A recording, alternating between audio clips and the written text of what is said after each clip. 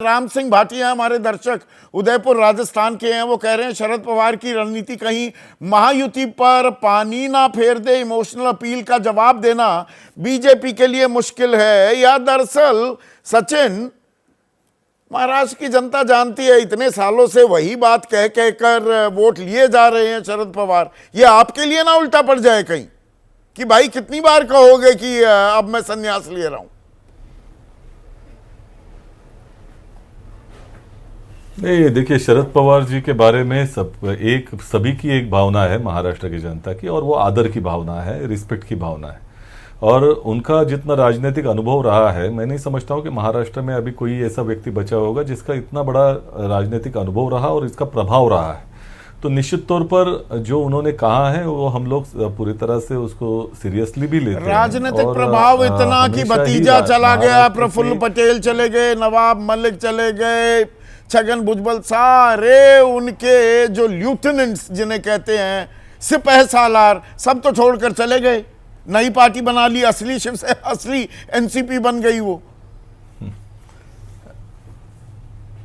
देखिए, पहले तो इसलिए उनका आदर करते हैं क्योंकि ये जो गए हैं इनका कारण तो सभी को पता है। अभी तो अजित पवार जी ने कहा भी कि उनको फाइल दिखाई गई, देवेंद्र फडणवीस जी ने खुद बताई थी जब वो मुख्यमंत्री थे। तो फाइलें अगर मुख्यमंत्री खुद बताने लग गए तो अपने गोपनीयता की जो शपथ ली है उसका भंग उन्होंने किया, ये भी जाहिर हो चुका है। लेकिन किस तरह से एनफोर्समेंट डायरेक्टरेट और सभी यंत्रणाओं का दबाव था इनके ऊपर, ये भी जानते हैं। लेकिन पार्टी टूटने के बावजूद जब पवार साहब को यह प्रश्न पूछा गया तो आपके लिए कौन सा ब्रांड होगा, तो उन्होंने हाथ उठाकर कहा इस उम्र में भी कि ये शरद पवार ब्रांड है जिसको हम लोग लेके आगे बढ़ेंगे। तो निश्चित तौर पर वो शरद पवार ब्रांड क्या है, ये सिर्फ पवार नाम से राजनीति अभी हम मनोज जरांगे का जो बात कर रहे थे सचिन, जो मराठा कार्ड है, श्याम कुमार है हमारे दर्शक, इंदौर वासी हैं, वो कह रहे हैं मनोज जरांगे ने चुनाव ना लड़ने का फैसला किया, इसके पीछे कहीं ना कहीं शरद पवार की रणनीति मालूम पड़ती है। ये शरद पवार की रणनीति है या दरअसल जो संजय इशारा कर रहे थे, CSDS के जो आंकड़े हैं, मराठा वोट बैंक में महायुति ज्यादा मजबूत थी 2024 के लोकसभा चुनाव में, तो दरअसल मनोज जरांगे का चुनाव ना लड़ना आपके लिए नुकसानदेह होगा। नहीं, मुझे नहीं पता कि कौन सा ये विश्लेषण है, क्योंकि मराठवाड़ा में सबसे ज्यादा सीटें महाविकास आघाड़ी की आई थी लोकसभा चुनाव में, और मराठा वोटर्स या मराठा जो समाज है उनकी देवेंद्र फडणवीस जी के बारे में क्या राय है, ये मेरे ख्याल से संजय कुमार जी को मालूम नहीं होगा, या शायद वो जानकारी ले तो अच्छा रहेगा। और महायुति के बारे में सबसे ज्यादा आज अगर गुस्सा है तो मराठा समाज को है, और ये बाकायदा बराबर दिखाई देता है लोकसभा। मैं थोड़ा सा और वो आंकड़े ले लूं संजय, जो CSDS के आंकड़े थे, वो मराठा वोट बैंक में किसकी सेंधमारी कितनी थी, और भाई मराठवाड़ा की 8 सीटों में से तो 7 महाविकास आघाड़ी जीती। नहीं संदीप, मैं क्लियर कर दूं, जिस आंकड़े का मैं जिक्र कर रहा था वो लोकसभा के चुनाव के आंकड़े नहीं थे, वो विधानसभा का जो चुनाव हो रहा है इसके पहले हमने एक सर्वे किया था 25 सितंबर, लोकसभा के बाद का, लोकसभा के बाद का विधानसभा का, हाँ ठीक है, हाँ उसके बाद का। तो इसमें झुकाव जो है, मराठा वोट का झुकाव थोड़ा ज्यादा महायुति के पक्ष में दिख रहा था। लेकिन ये सर्वे उस वक्त किया गया था जब चुनाव के तारीखों की घोषणा भी नहीं हुई। तो ये महाराष्ट्र के लोकसभा चुनाव के नहीं, पर 2024 के लोकसभा चुनाव में मराठा वोट बैंक में कैसा रुझान, मराठा वोट बैंक का झुकाव किसकी तरफ ज्यादा था, महायुति या महाविकास आघाड़ी?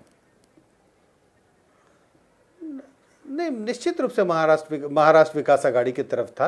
तो वो 2 महीने 3 महीने में ऐसा क्या बदला कि विधानसभा चुनाव से पहले महायुति की तरफ आकर्षण मराठाओं का ज्यादा बढ़ा है? देखिए, चूंकि ये राज्य का चुनाव है, राज्य की अस्मिता, रीजनल आइडेंटिटी, चीफ मिनिस्टर, और शायद ऐसा लग रहा है मराठाओं को कि भाई सिंडे चीफ मिनिस्टर हैं, और मराठा एक चीफ मिनिस्टर है, उनके चीफ मिनिस्टर रहने की उन्हें शायद संभावना ज्यादा दिखाई पड़ रही है, और उन्हें लगता है कि इनके साथ जाने से उनका शायद ज्यादा भला हो सकता है, उन्हें कुछ ज्यादा फायदा मिलेगा इस वक्त। और इसी की झुकाव दिख रहा था। लेकिन इस बात का ध्यान रखना चाहिए संदीप कि उसके बाद हाँ नहीं, मैं कह रहा था इस बात का ध्यान रखना चाहिए, ये सर्वेक्षण चुनाव के तारीखों की घोषणा नहीं हुई तो उसके भी पहले की है। चीजें बदली होंगी, हमें पता नहीं, जब हम दूसरा सर्वेक्षण करेंगे तब ये बातें और स्पष्ट होंगी। देखिए ये बात नहीं बहुत जरूरी था ये जो आपने साफ किया है कि लोकसभा चुनाव में मराठाओं का झुकाव ज्यादा महाविकास आघाड़ी की तरफ था, पर क्योंकि ये विधानसभा चुनाव है, ये स्थानीय चुनाव है, मुख्यमंत्री एक मराठा है, तो वो महायुति की तरफ जाते दिख रहे थे, इसीलिए ये दांव खेला है क्या? ये तस्वीर और साफ हो रही है क्या? सचिन, अच्छा किया आपने ये एक अपना सवाल खड़ा किया था। देखिए संदीप जी, मैं इतना जरूर बताना चाहता हूं, सबसे बड़ा सर्वेक्षण वो होता है जो जनता मतदान करती है, और लोकसभा का चुनाव ये सबसे बड़ा सर्वेक्षण था जो दिखाई दे रहा था कि महाविकास आघाड़ी तरफ क्यों जा रहे हैं, क्योंकि मराठा समाज जो मांग रख रहा है वो आरक्षण की मांग रख रहा है, और आरक्षण के मांग के खिलाफ भारतीय जनता पार्टी हमेशा रही है और भविष्य में भी रहेगी, ये उन जानते हैं। और एकनाथ शिंदे जी तभी भी मुख्यमंत्री थे, अभी भी मुख्यमंत्री है, लोकसभा चुनाव के पहले भी थे, तो अगर वो मुख्यमंत्री थे तभी भी अगर महाविकास आघाड़ी को अगर वोट कर रहे हैं तो उनको भी, वो भी जानते हैं कि ये पूरी तरह से निर्णय जो है केंद्र सरकार के अधीन निर्णय है, और राज्य का मुख्यमंत्री इसमें कुछ नहीं कर सकता।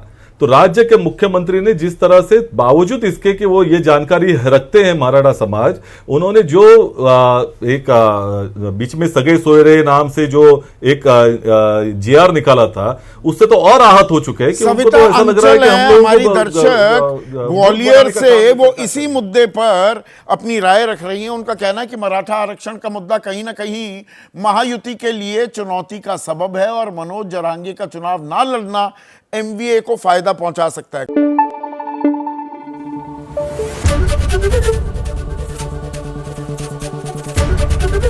एबीपी न्यूज आपको रखे आगे।